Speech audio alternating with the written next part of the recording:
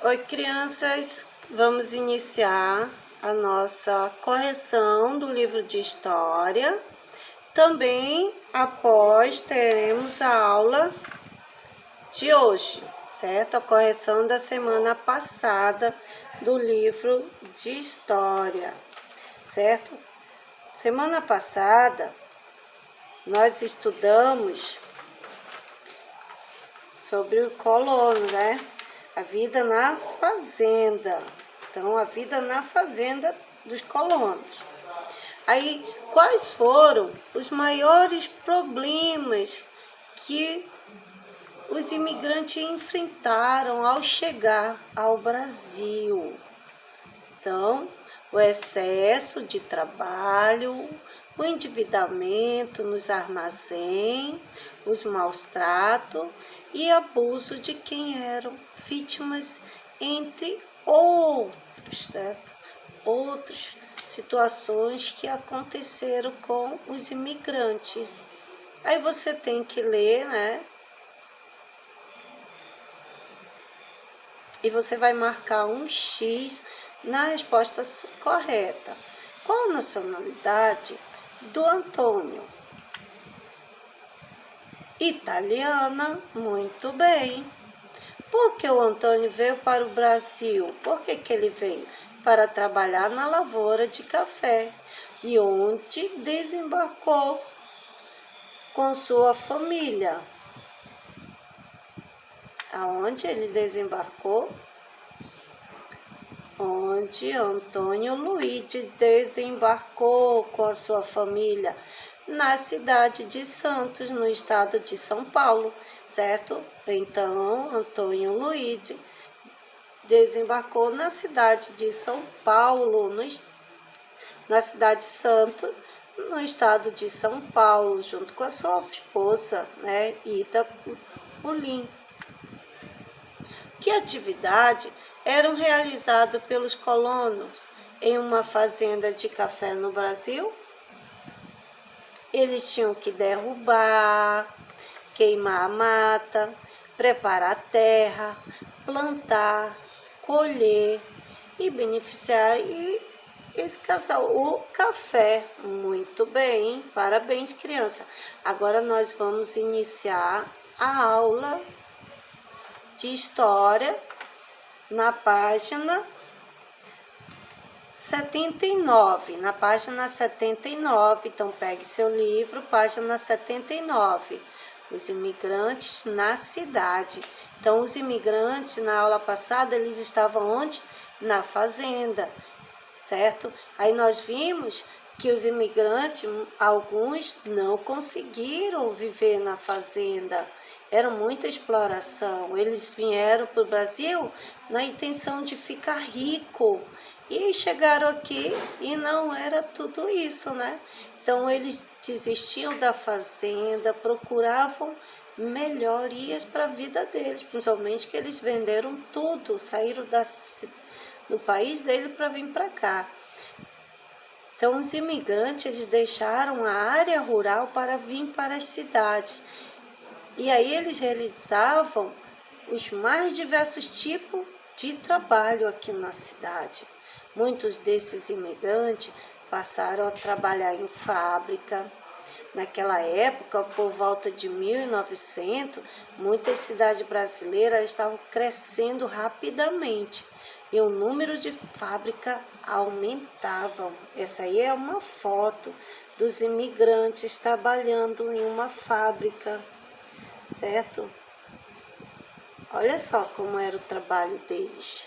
Vocês estão vendo como eram essas fábricas aí no livro de vocês? Dá para enxergar melhor essa fábrica.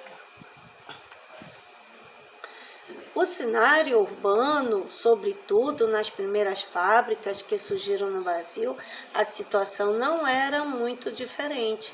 As instalações febris eram muito insalubres, a atividade era perigosa, havia pouco tempo de descanso, os salários eram baixíssimos, não havia quase nenhuma garantia de segurança social. Fundamentalmente, essas informações, por meio de análise e de foto, Podemos vivenciar esses trabalhadores através das fotos, tudo isso, fotos que foram guardadas, realizavam essas atividades penosas, eles carregavam materiais pesados, eles manipulavam ferramentas perigosas, passavam a maior parte do tempo em pé. Os direitos, como a previdência social e o recebimento de indenização, foram fruto de lutas e conquista dos trabalhadores, cujas mobilizações ocorridas no Brasil desde o início do século XX acabaram por resultar nas criações de leis e garantias. O fato de que os imigrantes tiveram um papel importante nessas lutas, organizando associações e sindicatos, promovendo greves e melhores condições de trabalho. Então, os imigrantes, eles ajudaram muito o Brasil por esse motivo. Eles arregaçavam a mão, eles iam em busca dos seus direitos. Então, eles conseguiram muito aí, através dos seus direitos, criando associações, sindicatos, que temos até hoje, né? Então, quando nós queremos alguma coisa, o sindicato, ele vai lutar pelos nossos direitos. As condições de trabalho nas fábricas eram geralmente ruins. Os barracões eram mal iluminados, tinha pouca ventilação e os acidentes ocorriam com frequência, certo? Eles não tinham segurança do trabalho, os donos não tinham preocupação com eles. Além disso, os operários recebiam baixos salários e a jornada de trabalho era muito longa, certo? Então, eles lutaram para que, por esse tempo, nós possamos somente trabalhar 8 horas por dia. E quem exceder tem que ganhar hora extra. E salário mínimo, temos que lutar com esse salário mínimo, né? E outras as empresas, elas conseguem pagar mais do que um salário mínimo. Vamos ler ali o texto aí. Nesse texto estão descritas as condições de trabalho das fábricas brasileiras nesta época. Olha só, jornada de trabalho era 16 horas, gente, semanais, de 6 até 7 dias úteis. Como eles sofriam, hein? Não existia previdência social, nem direito à aposentadoria. Os operários eram demitidos sem maiores explicações e, frequentemente, acidentes de trabalho nunca eram indenizados. Olha só, eles não tinham previdência social, nem aposentadoria, nem pensar. Então, quando eles ficavam mais velhos, ficavam senhores já de idade, sem direito a um salário. Não tem salário, já tem a idade avançada. E não ter um dinheirinho para você receber todo mês, que dificuldade, né? Eles passavam por isso. E quando saía do emprego, sem explicação nenhuma, ganhava nada, sem direito nenhum. Acidente menos ainda. Olha só como era a vida dos imigrantes. Talvez não só deles, e principalmente das pessoas que moravam aqui no Brasil, né? Os imigrantes falam assim porque eles foram chamados para cá para ter uma vida melhor e não tiveram.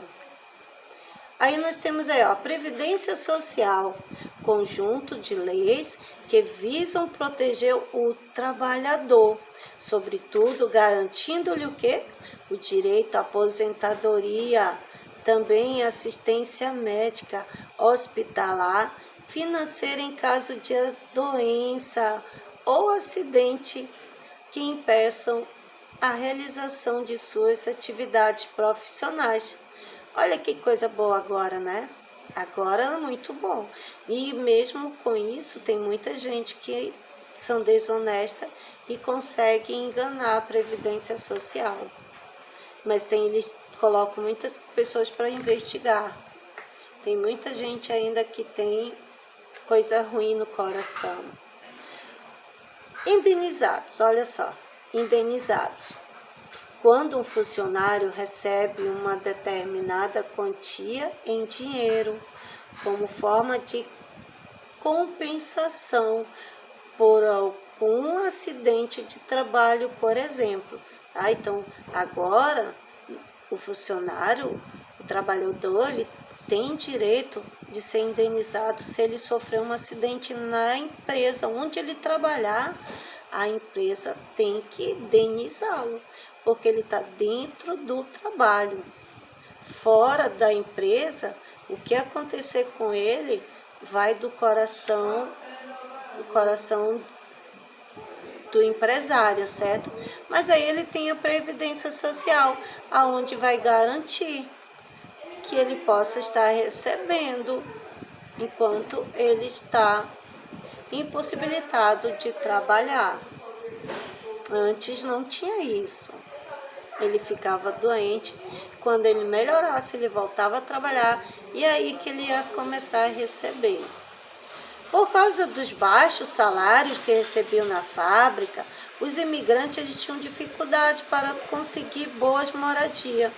Muitos deles eles passavam a viver em antigos casarões, olha aí, onde moravam várias famílias nessas habitações coletivas, chamado de cortiços. As condições de vida eram péssimas. Dá para ver, para a gente ver pelas imagens, ó, como eles estendiam as roupas. Havia apenas um banheiro, imagina, gente, um banheiro para um monte de gente. A fila que fazia. Uma cozinha para muitas famílias. E os quartos eram pequenos e mal ventilados. Que triste, né? Viver uma vida assim. Vamos dar graças a Deus que nós estamos nessa época aqui, hein? Outros imigrantes iam morar nas vilas operárias, que eram conjuntos habitacionais construídos pelos donos das fábricas para os seus operários. Que bom, né? Quando a empresa pensa no seu funcionário, né? Que bom que acontecia isso, mas outros não tinham o mesmo pensamento. Outros imigrantes, iam morar nas vilas operárias. Olha como é diferente a vila. Era um conjunto habitacional construído pelos donos da fábrica para abrigar os seus operários. Essas vilas, elas ficavam perto da fábrica. Em geral, eram compostas de boas casas que tinham 2 ou 3 quartos, cozinha, banheiro e quintal. No entanto, viver nessas vilas não era vantajoso para os operários, pois os aluguéis costumavam ser muito caros. Ai, ai, que triste, né? Tanta beleza, mas eles metiam a mão também, né? Não tem para onde fugir. Ô vida! Então é bonito, mas o aluguel, que caro, né, crianças? Essas imagens ambas representadas a realidade mesmo, habitacionais distinta dos imigrantes. Era a realidade deles no início do século XX. Nessa foto do cortiço, ela foi tirada no Rio de Janeiro e é possível compreender o imóvel de grandes proporções e era dividido para ser moradias de muitas famílias. Essa imagem é perceptível na concentração de pessoas, não é isso? Sobretudo de crianças, o fio de esticados no pátio do prédio que funciona como varais. Na segunda foto, da empresa, né, a vila, Vila Maria de Zélia, que é localizada no bairro Belezinho de São Paulo. Esse complexo residencial ele foi inaugurado em 1917. Tinha como objetivo abrigar cerca de 2.500 operários da empresa de tecelagem, Companhia Nacional de Tecido da Junta. O desenho da construção ele foi inspirado em modelos de vilas operárias lá da europeias. Toda a concepção dessa vila, ela preservava-se em manter o operário próximo da fábrica. De repente ele não pudesse vir no dia, não tinha como negar, né? Próximo da fábrica, como é que vai faltar emprego? Aí a atividade de história, criança, você vai fazer um resumo da vida dos colonos, desde quando eles foram convidados a vir para o Brasil até o período da fazenda e cidade. Você vai fazer um resumo de toda essa vida que eles viveram no Brasil, ok? Toda essa situação, por enquanto até onde nós estudamos, tá? Então, desde lá que eles saíram da cidade deles, o navio, até sair das fazendas para ir para as cidades, para as fábricas, certo? Então, nós ficamos por aqui. Até a próxima videoaula. Tchau, crianças! Não esqueçam de fazer as atividades.